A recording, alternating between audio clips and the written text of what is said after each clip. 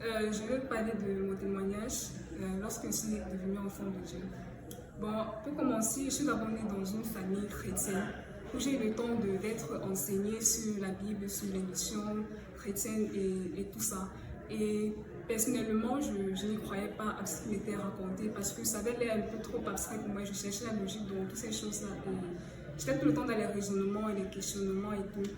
Et petit à petit, le Seigneur essayait de se révéler à moi au travers des situations qui s'est passées autour de moi, des miracles qu'il opérait, même de manière personnelle, et même au travers de certains rêves que je faisais.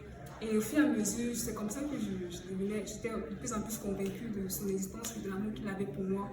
Et un jour, pendant que je faisais culte d'enfant, il y a un militaire qui a parlé de l'évangile ce jour-là.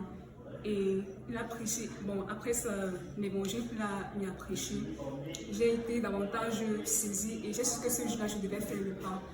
Je n'ai pas hésité et je m'étais levée et j'ai décidé de devenir enfant de Dieu, d'accepter Jésus-Christ dans ma vie comme Seigneur et Sauveur personnel. Et depuis ce jour-là, vraiment, ma vie a changé. C'est vrai que n'était pas vraiment rose, mais j'ai pu ressentir vraiment l'amour d'un père, j'ai pu ressentir la présence de Jésus auprès de moi. C'était quelqu'un de vraiment renfermé qui manquait d'amour, d'attention, mais le Seigneur a su me combler de tout cela. Ce que je manquais, il me l'a accordé et je crois qu'il peut aussi le faire pour chacun d'entre vous.